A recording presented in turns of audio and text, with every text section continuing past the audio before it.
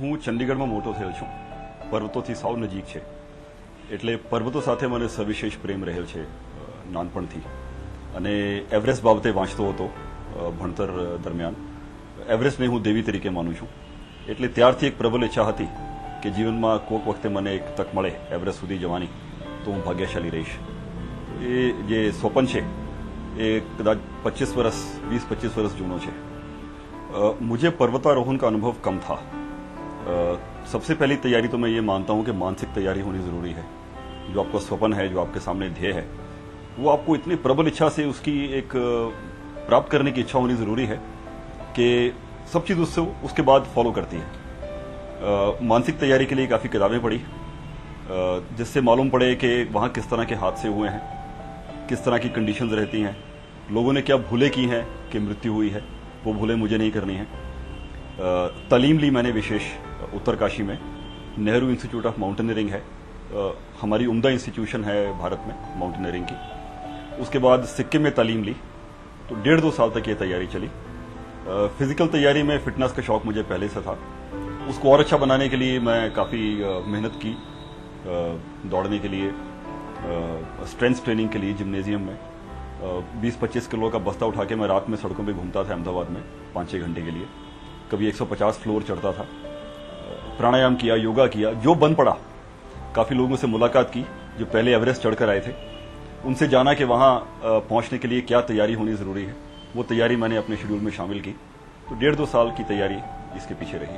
प्रतिक्रिया मेरे परिवार की दोनों तरह की थी. एक तरफ तो ये प्रतिक्रिया थी कि मुझे अनुभव कम है, तालीम भी कम है पर्वतारोहण की, तो शायद मुझे हानि पहुंचने के चांसेस और किसी अच्छे पर्वतारोही से ज़्यादा हैं. लेकिन एक खुशी भी थी कि मैं इतने सालों से जो उनके सामने बयान करता हूं कि मुझे एवरेस्ट जाना है, तो वो मौका मेरी ज़िंदगी में आ गया है. इसलिए उन्होंने काफ़ी सपोर्ट किया मुझे. वाइफ ने स्पेशली सपोर्ट किया और कहा कि आप फैमिली को भूल के जाएं, यहाँ का कोना मैं संभाल लूँगी, आप अपना ध्येय अपने फोकस में रखें और प्राप्ति करके आएँ. इस अनुभव से मुझे ऐसा लगा कि जैसे जो ध्येय आप प्राप्त करना चाहते हैं और प्रबल इच्छा होती है, तो हर चीज़ ठीक होनी शुरू हो जाती है. जैसे कि डिपार्टमेंट की तरफ से डीजी साहब पीसी पांडे साहब ने कहा कि अतुल, तुम्हारा अगर तुम्हारी जाने की इतनी इच्छा है तो किसी चीज़ की चिंता मत करो, तुम्हें जाने का टाइम मिलेगा, तक मिलेगी, ज़रूर मिलेगी. मुख्यमंत्री साहब के कार्यालय से जो भी सहायता चाहिए थी, बिना एक विनंती किए भी वो अपने आप मिली मुझे. तो सब जगह से मुझे सपोर्ट मिली कि जैसे कि सारी शक्तियां मेरी सफलता के पीछे इकट्ठी हो रही थी. एक छोटा कुटुंब जैसा बन जाता है. टीम जो इकट्ठी रहती है, 3 महीने का समय रहता है इसमें एक्सपीडिशन पूरा करने के लिए. और कितनी भी आप मेहनत करें, तैयारी करें, इक्विपमेंट अच्छा लें, ट्रेनिंग लें, लेकिन फाइनली कुछ ही लोग वहां तक पहुंच पाते हैं. एक बहुत अच्छा अनुभव मेरे लिए रहा. जीवन बदल देने वाला अनुभव कहूं तो गलत नहीं होगा. और एक अच्छी प्राप्ति मिली, उसके लिए मैं ईश्वर का शुक्रगुजार हूँ. चोटी पे पहुंचने के समय दिमाग बिल्कुल जैसे खाली हो जाता है, उसमें कोई विचार नहीं था. एक सबसे बड़ा विचार कहूँ या जो एक बहुत ओवरपावरिंग फीलिंग ये थी कि ईश्वर के लिए आभार की भावना बहुत बड़ी थी, खुशी की भावना थी. लेकिन एग्जैक्टली मैंने उस समय क्या सोचा वो मुझे जैसे याद ही नहीं है. सिर्फ वो जगह बहुत अच्छी तरह याद है, मेरी उपस्थिति, मेरी हाजिरी वहां पे याद है. वहां से क्या दिख रहा था चारों तरफ वो मुझे याद है. लेकिन इन 2 भावनाओं के सिवा, ईश्वर के प्रति आभार और एक खुशी की भावना, इसके सिवा और कोई भावना मन में नहीं थी. मुझे लगता है कि उस क्षण में कुछ बदलता नहीं है, लेकिन उस क्षण से एक बदलाव शुरू हो जाता है. उस समय इतना हम इन्वॉल्व रहते हैं क्लाइंबिंग में, अपने आप को जिंदा रखने में, सर्वाइवल में, कि और कुछ सोचने का अवकाश या स्थान ही नहीं होता. लेकिन लौट के आने के बाद भी वो चीज़ इतनी बड़ी होती है अपने मन के अंदर कि वो हमेशा सतत आपको कंटिन्यूसली एक शांति, एक संतुष्टि का स्रोत बन जाती है.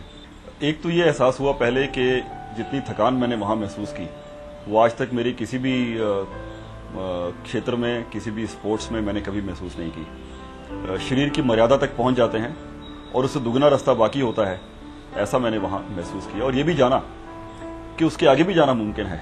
हमारे अंदर इतने रिजर्व्स रहते हैं, मेंटल, फिजिकल, कि अपनी मर्यादा हम जो एक बना देते हैं वो असल में मर्यादा होती नहीं है. आप उससे कहीं कुछ ज़्यादा प्राप्ति कर सकते हैं. और कुछ हादसे इस तरह के हुए जो शायद जानलेवा हो सकते थे। एक बार ऑक्सीजन खत्म हो गई, एक बार क्रैम्पॉन जो क्लाइंबिंग शू के नीचे लगता है आइस और स्नो के लिए, वो टूट के गिर गया। लेकिन हर जगह जब ऐसा हादसा हुआ, किसी शक्ति ने वो मदद मुझे तात्कालिक उपलब्ध की और मेरा बचाव हुआ।